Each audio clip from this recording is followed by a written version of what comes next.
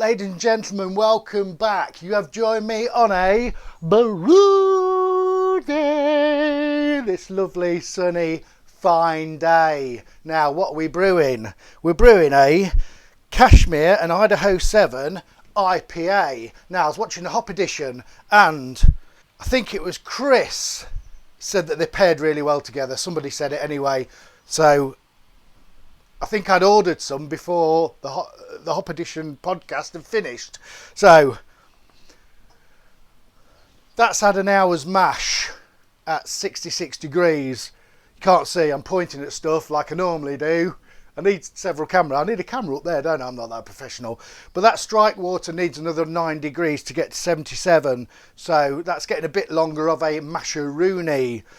I've got some, I'm still writing stuff down, look, but I think I've got some lactic acid or something on my butt. It's really sticky, whatever it is. I don't know what happened there. Just weighed out my hops. So what have we got? We've got 4.5 kilos of Maris Otter. I'm sort of lying because I reckon there was like, I don't know, a few hundred grams of Paul's Pale Malt in there, but I just chucked it all together because I'm an amateur. 100 grams of light crystal malt, 68 grams off torrefied wheat, 68 grams, odd number, left in a packet, chucked it in, you know what I mean? Bit of head retention, a bit of body. So, hops are 37 grams of Columbus at the start of the boil, full bittering at 15.5 alpha acids. Now, you say to yourself, I guess, 37 grams, he must have put that in a calculator at 15.5 alpha acids to give him an IBU or a bittering of... that was what I left in a packet and that's all I've got left. That's why that's going in. Idaho 7, 50 grams and 50 grams of Cashmere at flame out. We're going to do in 20 minutes, 80 degree whirlpool. Then we're going to dry hop, and I've already weighed that out. I've vac sealed it. It's in the freezer, ready to go. 55 grams of Idaho 7 and 55 grams of Cashmere. If I top that up after, I will let you know. We're going to ferment with US 05. I'll tell you what degrees after there. I'm gonna wait till it's fermented out, I think, and then I'm gonna dry hop at 14 degrees C and I'm gonna go no longer than 4 days. I think that's the plan. So I'm excited.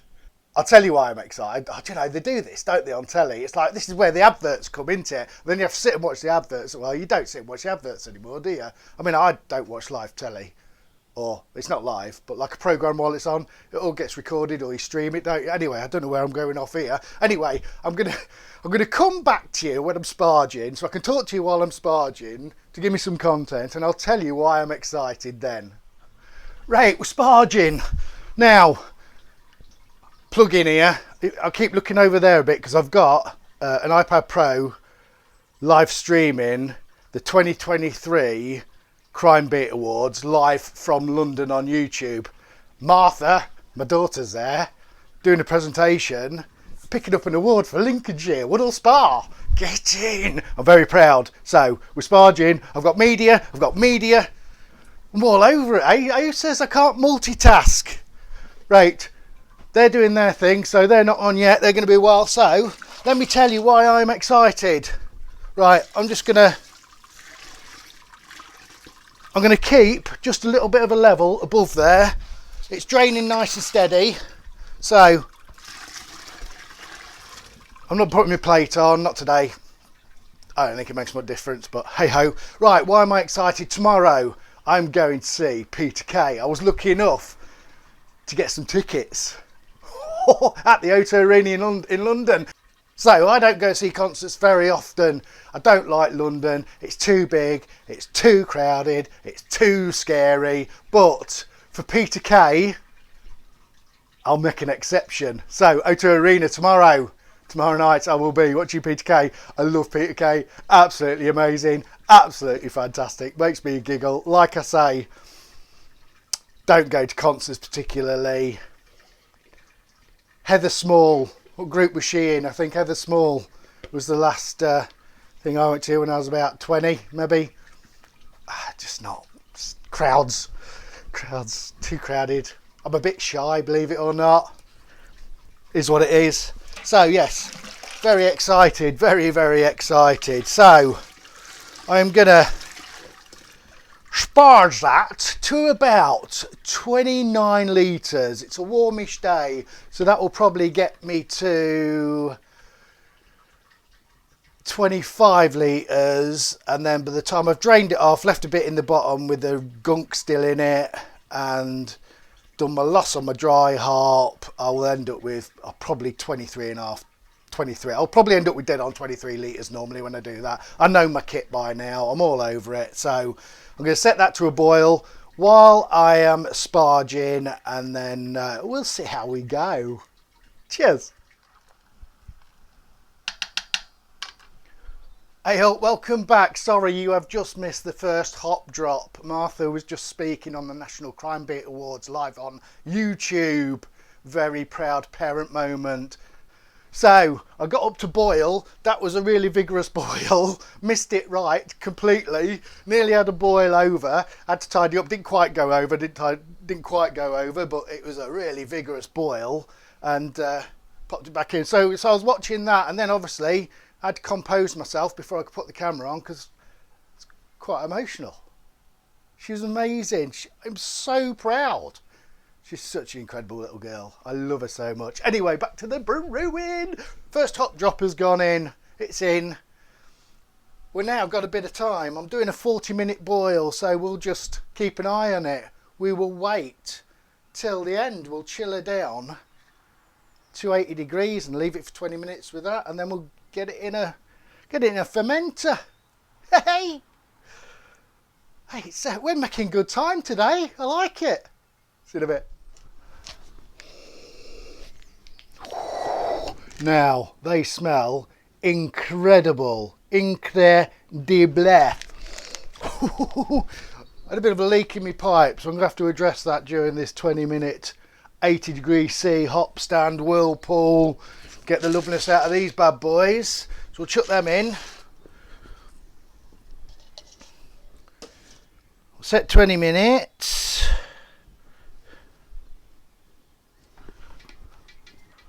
I've done it. I've already done it. I've already done it. I'm on it already. I'm in a bit of a mess, I've got to be honest. That nearly boil over has made... Normally this ring around the edge, I normally keep it nice and clean. It's just easier for cleaning. But today I'm going to do a proper deep clean. We're going to do a proper clean today. I mean, I use a few things. I've got some citric acid. I've got some Brew Safe cleaner. I've got some VWP. I think some of them have got the same sort of bits in. I'm going to do a proper. I've got time today. Darling wife's at work. Martha, as I said, in London. She won't be back till 8:30, 9 o'clock tonight, I think. So she'll be in bed pretty quick, or she'll be pooped. They left at, oh my goodness, 6:30 I think this morning. So she'll be tired when she gets back. And so I'm on my own. So what I'm going to do is I'm going to finish this brew off. I'm going to get it in the fermentation fridge. I'm going to have a proper clean down, give it a thorough deep clean for about half an hour, I guess, while I go and have some luncheon. And then I'll get some jobs done, and getting close to tea time, I'll get myself in here and make the most of it being quiet, and get caught up with my YouTube tasting videos.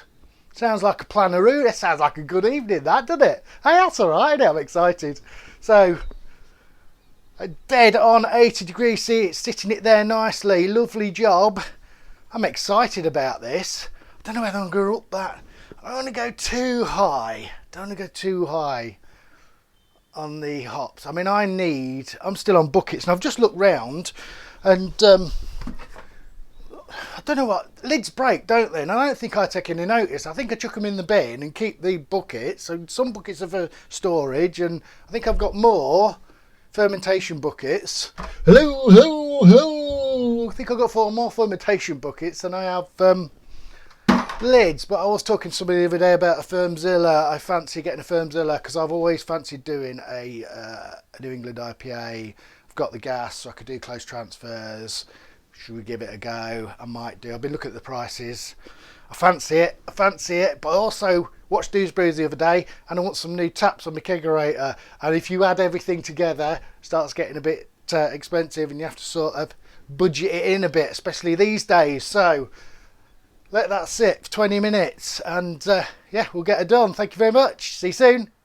Hey up, how we doing? Welcome back. So it is tasting time of the Cashmere and Idaho 7 IPA. The beer in the glass. Now, I've only had a few off this. It's pretty clear. Yeah, it's alright. Nice and lightly carbonated, look, but they're coming up the glass nicely. Look at them, nice and fluffy all white head.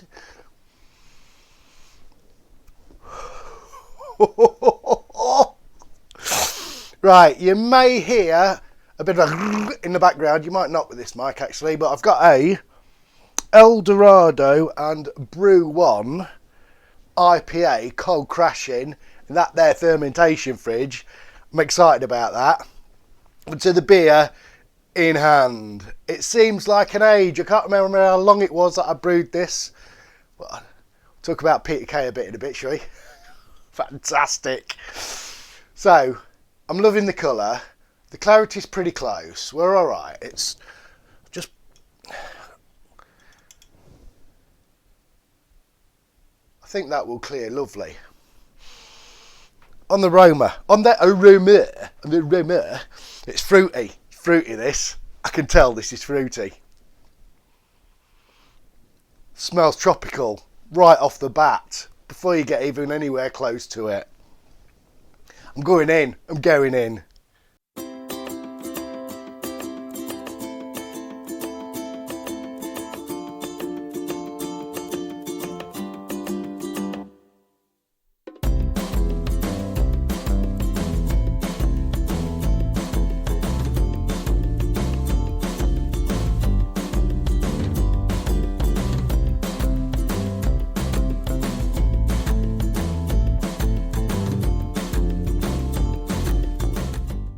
They're hops that are paired in heaven. Wow. Okay. So, well, not get carried away too early, shall we? So, lacing on the glass. Medium carbonation. Now, Cashmere, in my head, it brings in luxury. It always sounds extravagant. What a great name for a hop, eh? What a great name for a hop. So, we're tropical. That's what we are. Those two hops together, or on their own, never use them on their own, they are tropical. It's got a lovely bitterness to it, which is not too bitter, with a little bit of dank. Now, I sometimes get confused with a bit of bitterness and a bit of dank, but it's just nice all the way through that.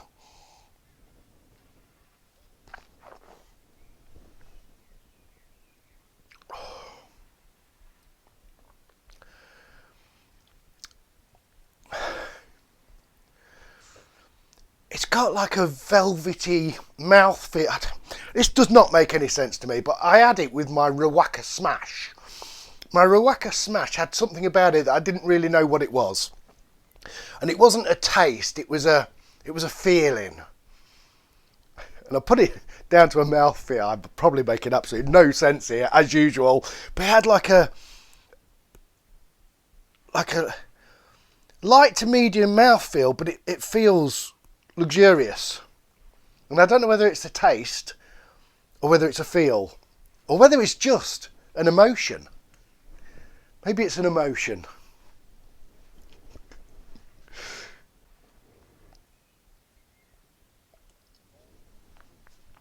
So it's lemon and tangerine, light lemon and tangerine. We've got fruity citrus with a little bit of pineapple, but only a bit. And there's a little bit of pine in there. Goes with that dankness, I think, doesn't it? Now this, to me,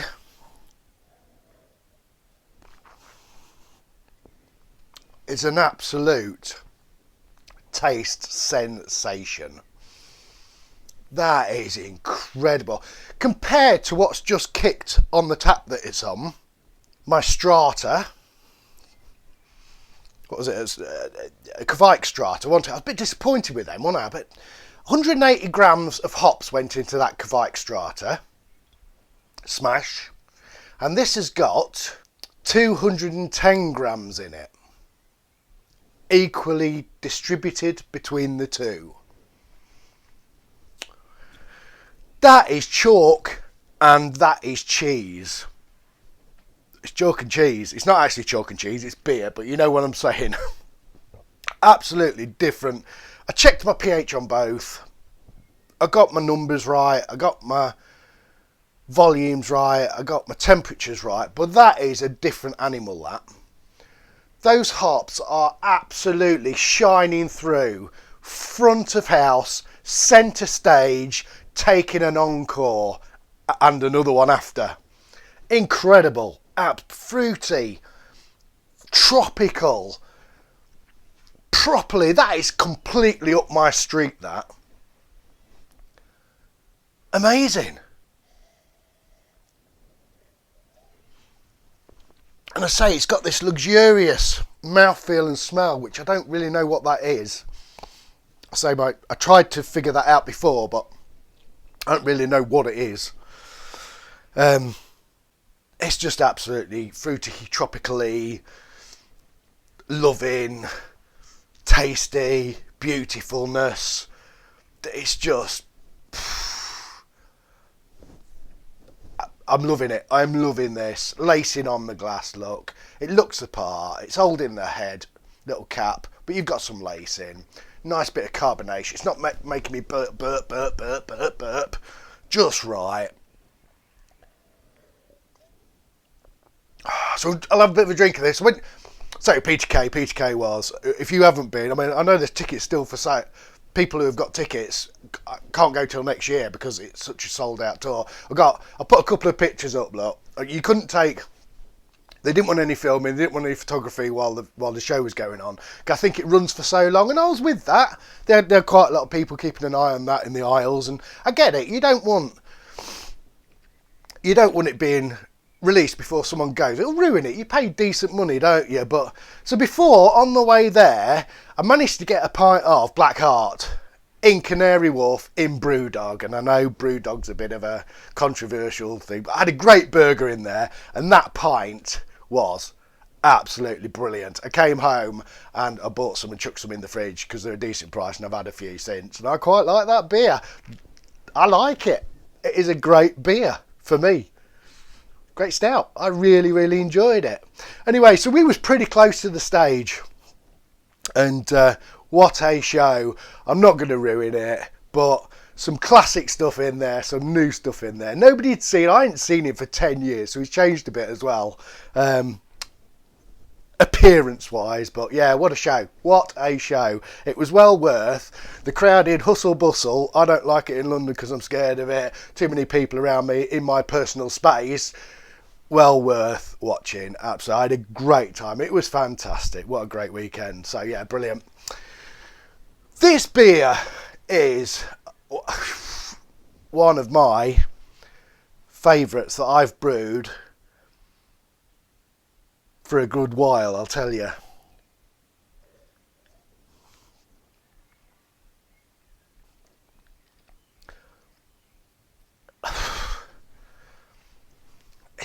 It's just got the fruits in. There's probably more fruits in there, but it's the hops are so prominent that just... If these two hops mated and had a baby hop, that could be the best hop the world has ever seen. I'm going to leave you on that. Thank you. Cheers.